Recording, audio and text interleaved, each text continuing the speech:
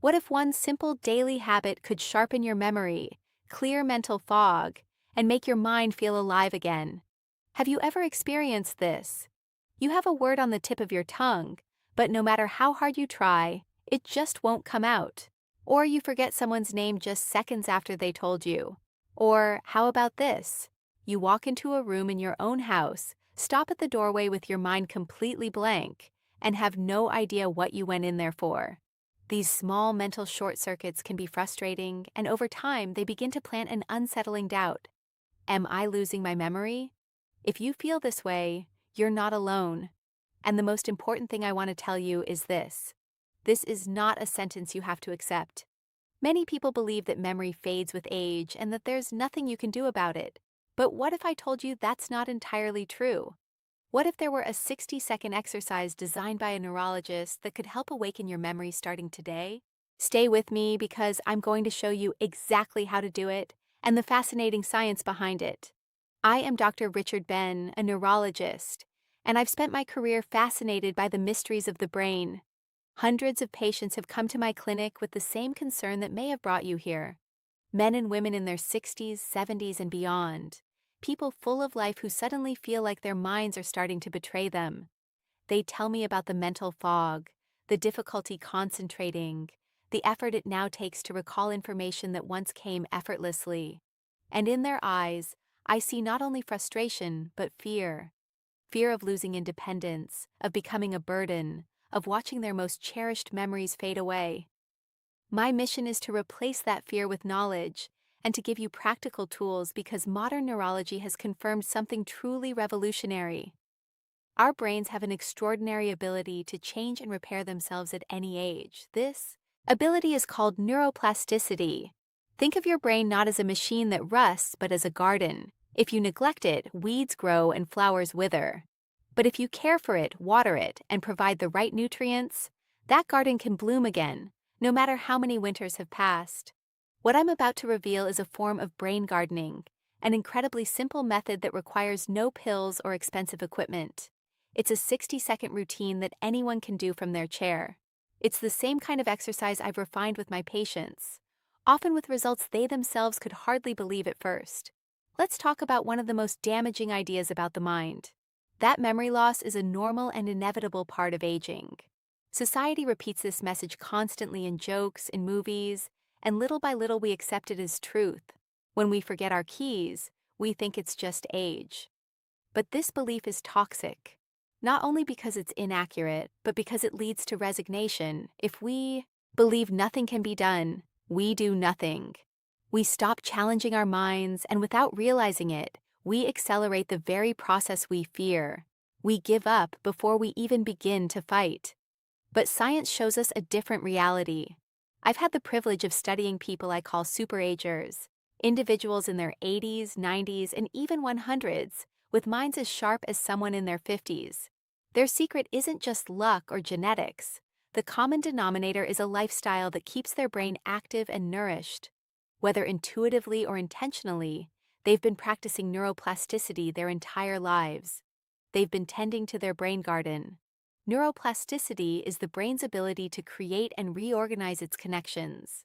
Imagine your brain's pathways as trails in a forest. When you learn something new, you create a path.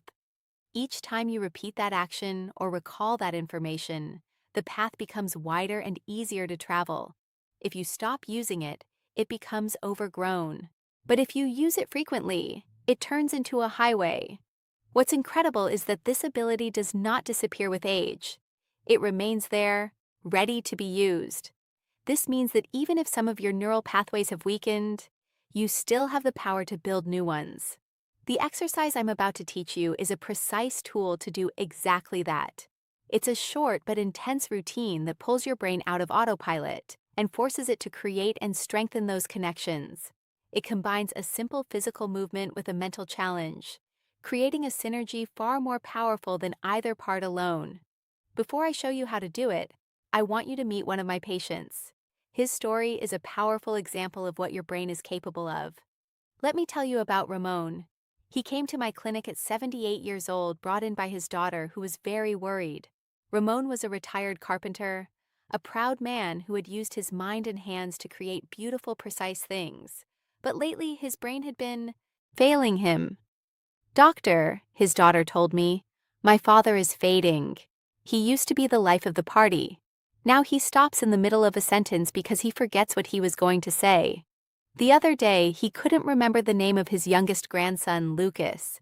Seeing the confusion on the boy's face and the embarrassment on my father's, it was heartbreaking. Rowney finally looked at me and said the phrase I've heard so many times. "It's nothing, just age. My mind just isn't what it used to be." But I could see beyond his resignation. I saw his frustration. He spent his days watching television. He had stopped reading because he struggled to follow the storyline. His world had begun to shrink. So I proposed a deal. "Raone," I said, "I'm not asking you to believe in miracles. I'm only asking you to give me 1 minute a day. I'm going to teach you an exercise that may seem silly, but promise me you'll do it every day for 4 weeks." He looked at me with skepticism. 1 minute, and with that, "I'll remember my grandson's name?" he asked. "Maybe," I replied. "The brain is like a muscle. If you don't use it, it atrophies. If you exercise it, it grows stronger. This exercise is like a push-up for your brain. What do you have to lose?" Reluctantly, he agreed. I taught him the same routine I'm about to teach you. 4 weeks later, Ramon returned to my office, and the difference was striking. He walked in more upright, gave me a firm handshake, and looked me straight in the eyes. His daughter spoke first, her voice trembling. "Doctor, it's incredible. A week ago, my son Lucas asked his grandfather about a toy he made years ago, and my dad didn't just remember the toy. He told the entire story of how he chose the wood and even remembered the name of the dog we had back then. I haven't seen him speak with that kind of clarity in years." Rowney smiled. "At first, I felt a bit silly doing those movements," he admitted. But I kept going. After 1 week, I felt more alert in the mornings. After 2 weeks, I realized I could follow the news without getting lost. And yesterday, out of nowhere, the name of an old workshop friend I hadn't seen in 30 years came back to me just like that. It was as if a closed window had suddenly been thrown open. Ramon's story isn't a miracle, and it's important to say that not everyone experiences such a dramatic change. But it is a real example of the power of neuroplasticity in action, and now it's your turn to learn how to use it. The 60-second exercise, step-by-step tutorial. All right, this is the moment. If you can, get ready to do the exercise with me. All you need is a chair and 1 minute of your attention. Remember, the key is not strength, it's focus. We'll divide the minute into 2 parts of 30 seconds each. Preparation. Before starting, sit at the edge of your chair with your back straight but relaxed. Place your feet firmly on the floor hip-width apart and rest your hands on your thighs. Close your eyes for a moment and take a deep breath. Inhale through your nose and exhale slowly through your mouth, releasing any tension. Now open your eyes. Let's begin. Part 1. Activation and oxygenation. First 30 seconds. The goal here is twofold: to increase oxygen-rich blood flow to the brain and activate coordination areas. We'll do a simple controlled movement, the movement with your hands on your thighs. Slowly raise your right arm forward until it's parallel to the floor. Keep your left arm still. Breathing. Synchronize your breath with the movement. As you raise your right arm, inhale slowly through your nose, counting mentally to 4. The return. Now slowly lower your right arm back to your thigh. As it lowers, exhale slowly through your mouth again, counting to 4. Alternating without pausing, repeat the same movement with your left arm. Raise your left arm while inhaling. 1, 2, 3, 4. Lower it while exhaling. 1, 2, 3, 4. Let's practice once. Right arm up while inhaling, down while exhaling. Left arm up while inhaling, down while exhaling. Perfect. For the first 30 seconds, continue this motion steadily, alternating arms without rushing. Control is essential. Focus on the sensation. Why it works? This rhythmic movement combined with deep breathing calms the nervous system and increases oxygen in your blood, the fuel your neurons need. It also helps release tension in your neck and shoulders, opening the pathways through which blood travels to your brain.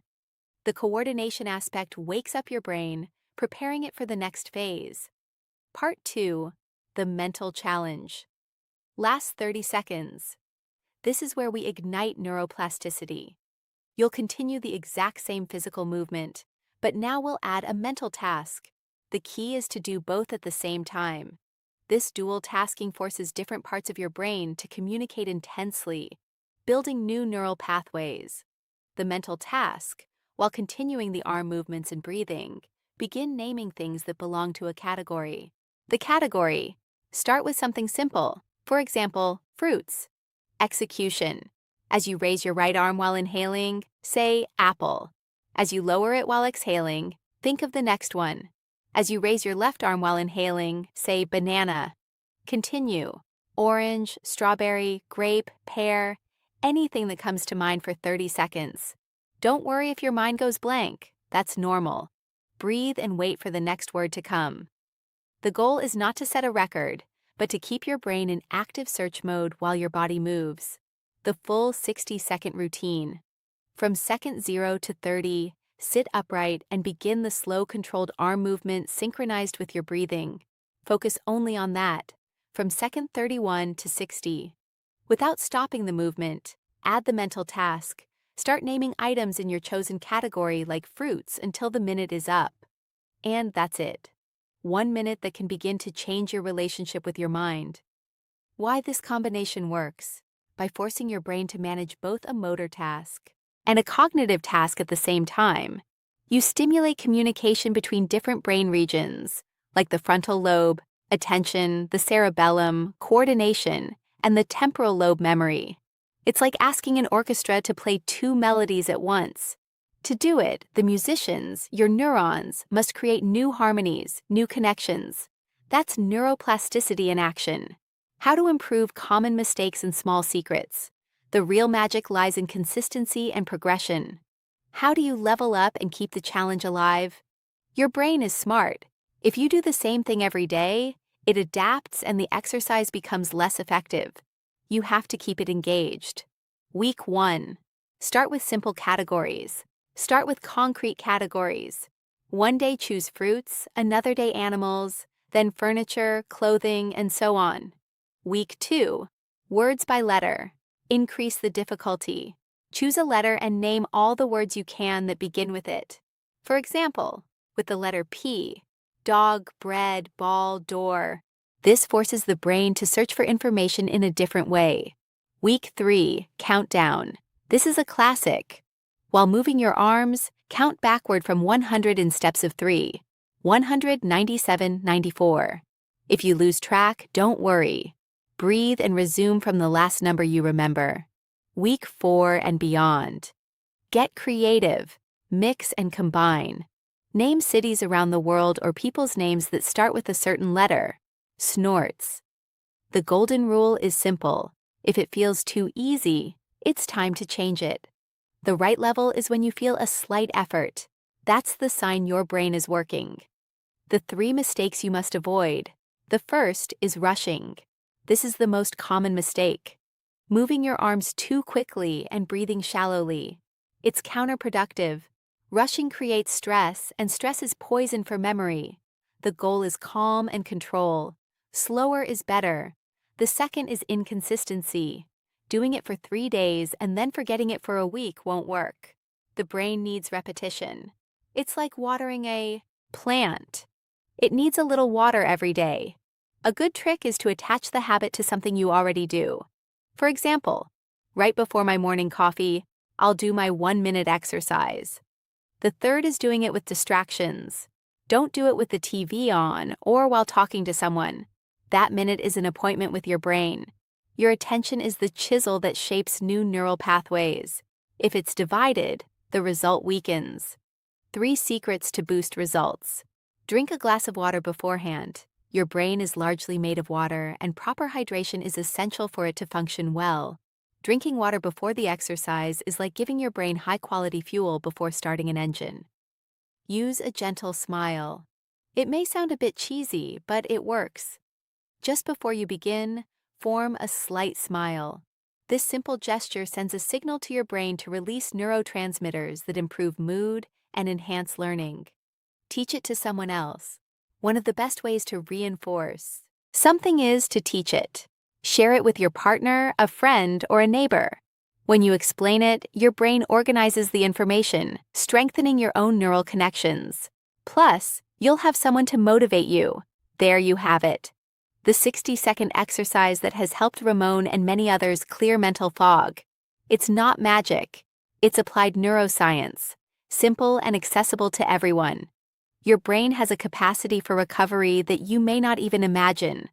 No matter your age, you have the power to give it the right stimulus. But knowing isn't enough. You have to do it. So, I have a challenge for you. Don't just save this information. Commit to trying this routine for 1 week. 1 minute a day, just 7 minutes in total. And I'd like to ask you for something more. Come back here in a week and tell me how you felt. It doesn't have to be a miracle.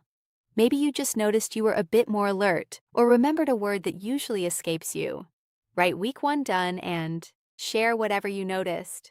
Your story might be the spark that inspires someone else. Let's turn the comments into a journal of our progress. And of course, if you want more science-based tips like this to keep your mind and body active, subscribe to the channel so you don't miss anything. Conclusion. We started by talking about the frustration of small memory lapses. We challenged the myth that memory loss is inevitable and opened the door to hope through the concept of neuroplasticity. I shared Ramon's story and gave you the same tool he used, the 60-second exercise. 1 minute to oxygenate your brain and build new connections. Remember the keys: consistent practice, avoiding common mistakes, and enhancing results with small but powerful habits. Now the decision is yours. You can close this window and continue as you have. Or you can stand up, find a chair, and give yourself the first minute of a more mentally active life. Never underestimate the power of small repeated actions. This minute is a declaration. It's you telling yourself, my brain health matters, I take control, I refuse to give up. I'm Dr. Richard Ben. Thank you for your time. Now go and take care of your extraordinary brain. I'll be waiting for you in the comments. This isn't just a habit. It's a commitment to protecting your mind and your independence. Start today, stay consistent, and watch how 1 minute a day can transform the way your brain works. I will see you in next video.